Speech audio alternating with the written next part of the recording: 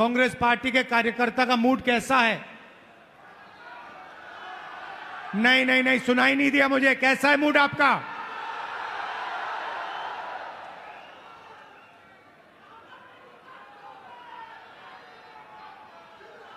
आप लोग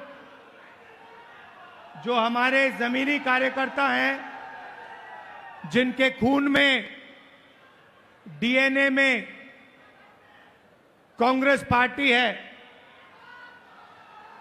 जो हमारे बब्बर शेर हैं,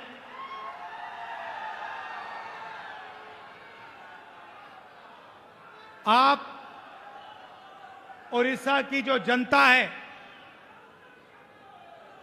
उनकी रक्षा करते हो। ओडिशा की सरकार का सिर्फ एक काम है,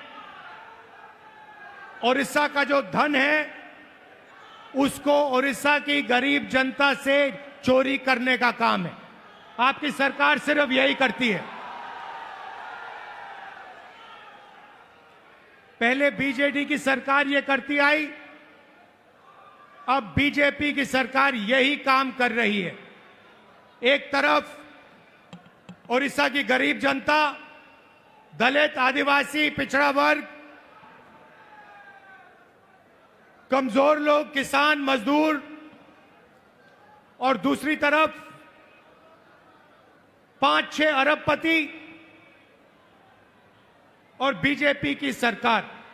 ये लड़ाई हो रही है और इस लड़ाई में कांग्रेस पार्टी का कार्यकर्ता जो है वही इस लड़ाई को ओडिशा के, वही इस लड़ाई को ओडिशा की जनता के साथ मिलकर जीत सकता है और कोई नहीं जीत सकता है। भाइयों और बहनों, बीजेपी पूरे देश में संविधान पर आक्रमण कर रही है।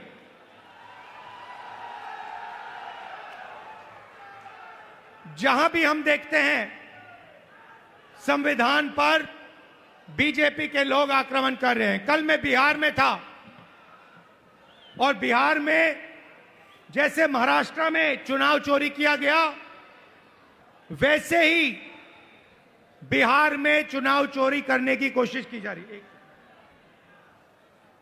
वैसे ही बिहार में चुनाव चोरी करने की कोशिश की जा रही है और चुनाव चोरी करने के लिए इलेक्शन कमीशन ने नई साजिश शुरू की है। इलेक्शन कमीशन बीजेपी का अंग का काम कर रहा है, अपना काम नहीं कर रहा है। महाराष्ट्र में लोकसभा और विधानसभा के बीच में 1 करोड़ नए वोटर आ गए। आज तक किसी को नहीं मालूम ये वोटर कौन थे और कहां से आए। हमने इलेक्शन कमीशन से एक बार नहीं, अनेक बार कहा है, आप हमें वोटर लिस्ट दीजिए, आप हमें वीडियोग्राफी दीजिए। इलेक्शन कमीशन नहीं देता है और जो चोरी महाराष्ट्र में हुई वही चोरी फिर से ये लोग बिहार में करने जा रहे हैं। कल मैं बिहार गया, इंडिया गठबंधन के नेताओं के साथ हमने कहा कि बिहार में हम इलेक्शन कमीशन को बिहार का चुनाव चोरी नहीं करने देंगे, बीजेपी को चुनाव नहीं चोरी करने देंगे। भाइयों और बहनों, ओडिशा इनका मॉडल है। यहां पे 5-6 बड़ी कंपनियों को ये आपका पूरा का पूरा धन दे रहे हैं। अभी मैं डेलीगेशन से मिला, किसान के डेलीगेशन से मिला, महिलाओं से मिला और उनकी आवाज सुनी, उनका दुख सुना, उनका दर्द सुना। भाइयों और बहनों, जल, जंगल और जमीन आदिवासियों की है। मैं फिर से दोहराना चाहता हूं, जल, जंगल और जमीन आदिवासियों की है और आदिवासियों की रहेगी।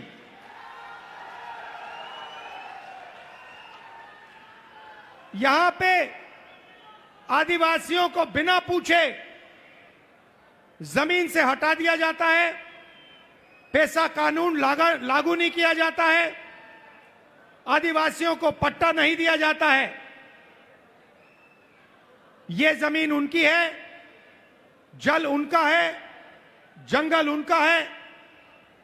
और कांग्रेस पार्टी पेशा कानून लाई, ट्राइबल बिल लाई और इन कानूनों को हम लागू करके दिखाएंगे और आदिवासियों को उनकी जमीन वापस दिलवाएंगे। विकास भाइयों और बहनों, विकास 2-3% के लिए नहीं होता है। विकास 2-3 अरबपतियों के लिए नहीं किया जाता है। विकास उड़ीसा की जनता के लिए किया जाना चाहिए, गरीब लोगों के लिए किया जाना चाहिए, किसानों के लिए किया जाना चाहिए। यहां की सरकार 24 घंटा आपका धन, आपका जंगल, आपकी जमीन आपसे छीनती है, आपको जमीन से हटा देती है, आपको सही मुआवजा नहीं देती है, आपको धमकाती है, आपको डराती है।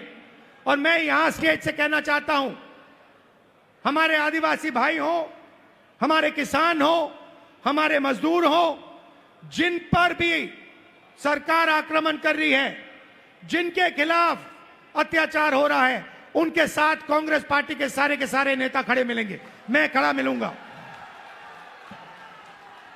और मैं आपसे कह रहा हूं कि जो आपका पट्टा है वो आपको कांग्रेस पार्टी दिलाएगी। अंत में कांग्रेस पार्टी ये काम करेगी। नरेंद्र मोदी जी एक नई योजना लाए थे। पूरे देश में उन्होंने फसल बीमा योजना, एक नई योजना लागू की थी। उन्होंने कहा था कि जब किसानों को मुश्किल होगी, तूफान, ओले से उनका नुकसान होगा, तो ये नई योजना उनकी मदद करेगी। और उन्होंने क्या किया? उन्होंने आपसे पैसा लिया, गरीब जनता से, गरीब किसानों से पैसा लिया, प्रधानमंत्री बीमा योजना के लिए सरकारों से पैसा लिया, सेंट्रल गवर्नमेंट से पैसा लिया, और वो पैसा उन्होंने उन्हीं 3-4 बड़ी कंपनियों को दिलवाया।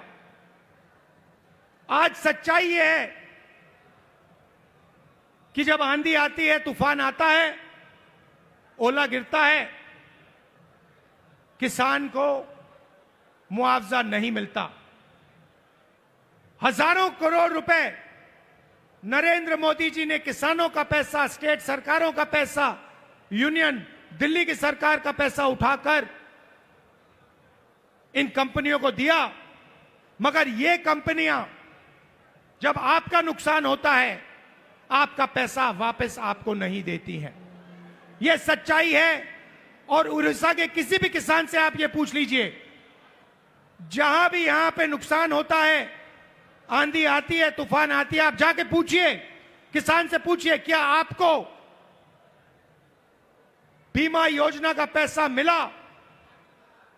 और एक आवाज से उड़ीसा के सारे किसान आपको जवाब देंगे कि हमें पैसा नहीं मिला, हमारा पैसा चोरी किया गया, हमारा पैसा बीमा योजना में हमें नहीं मिलता है।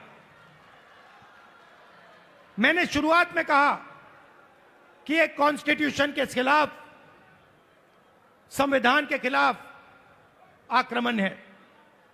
संविधान गरीबों की रक्षा करता है, संविधान किसानों की रक्षा करता है, मजदूरों की रक्षा करता है। संविधान में कहीं नहीं लिखा है कि यह देश अदानी का है, अंबानी का है, अरबपतियों का है। ये आप संविधान खोल के देखिए, इसमें लिखा है कि यह देश हर नागरिक का है, इसमें हर व्यक्ति को एक वोट मिलेगा।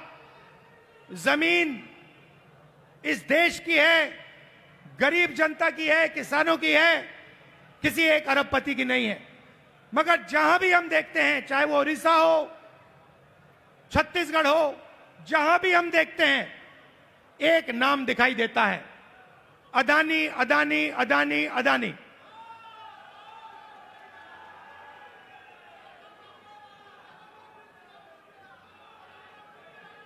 मतलब अदानी जी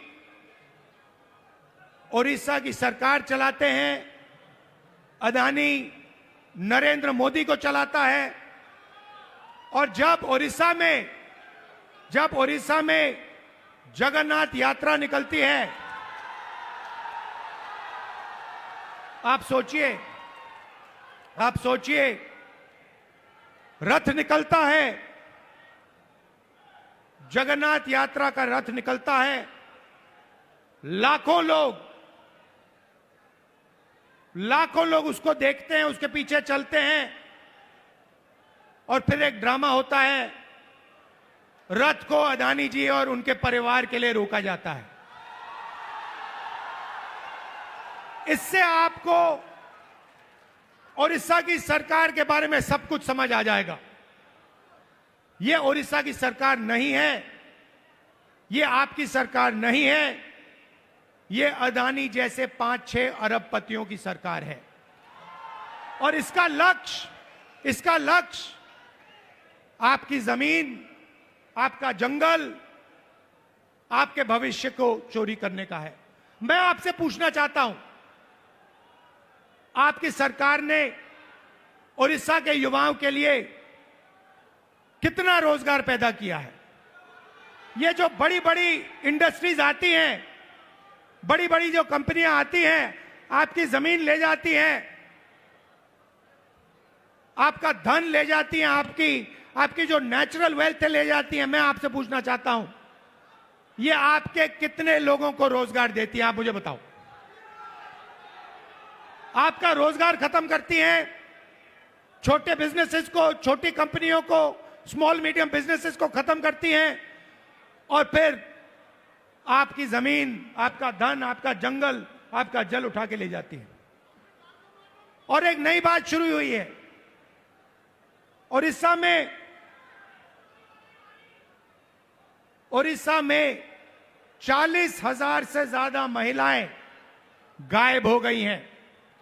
आज तक नहीं मालूम कि ये महिलाएं कहां गईं। महिलाओं के खिलाफ हर रोज यहां अत्याचार होता है, रेप होता है, बलात्कार होता है। हर रोज उड़ीसा में 15 महिलाओं का बलात्कार होता है, और आपकी सरकार को कुछ लेना देना नहीं। आपकी सरकार सिर्फ 24 घंटे आपका खून चूसती है, आपकी जमीन छीनती है। ना उनको महिलाओं से कुछ लेना देना, ना उनको रोजगार दिलवाना है, ना उनको युवाओं से कुछ लेना देना है। इसीलिए हम यहां आए हैं, और मैं आपको मैसेज देना चाहता हूं कि चाहे मैं हूं, या कांग्रेस प्रेसिडेंट हो, या कांग्रेस पार्टी के कोई भी नेता हो, हम यहां आपके साथ खड़े हैं।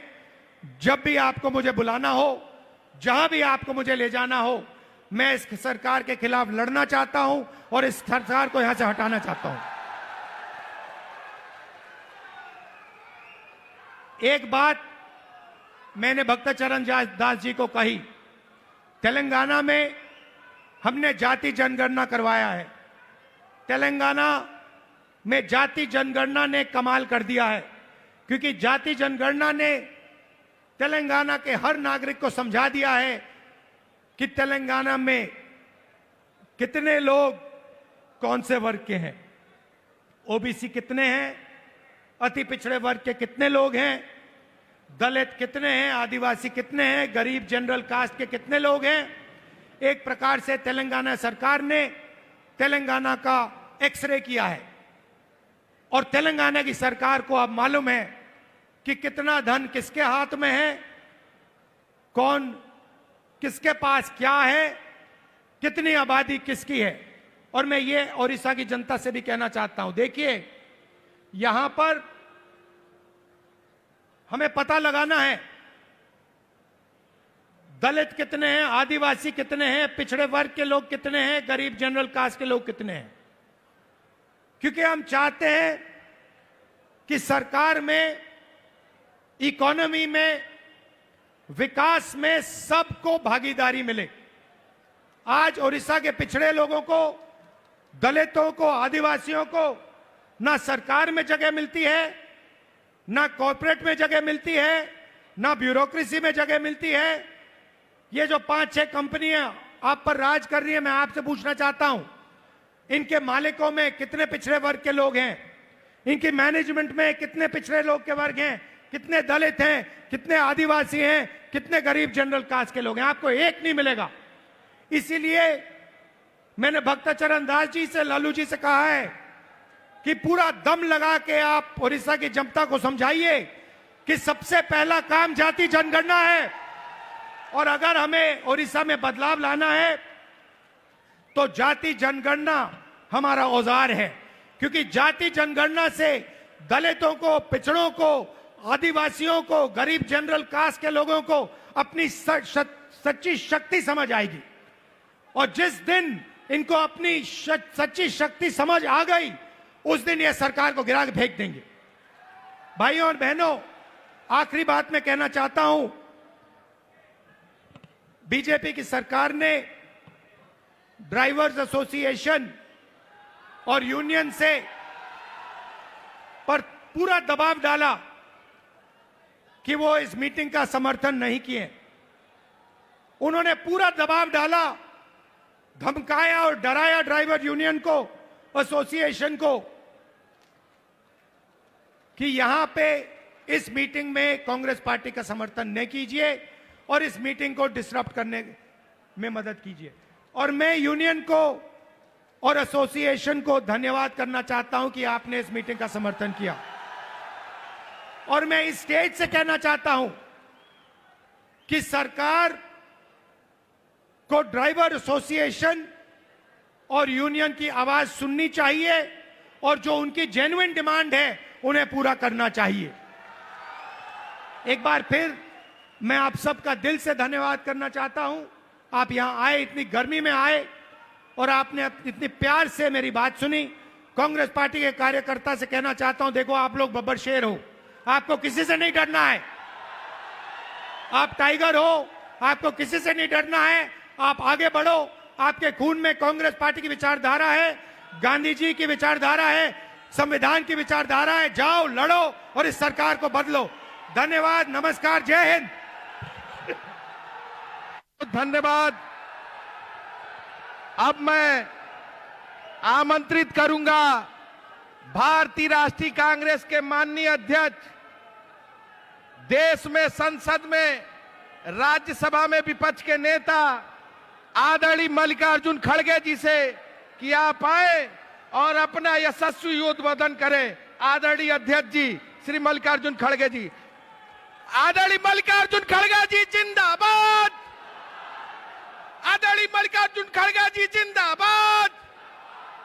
आदरणीय मल्लिकार्जुन खड़गे जी जिंदाबाद।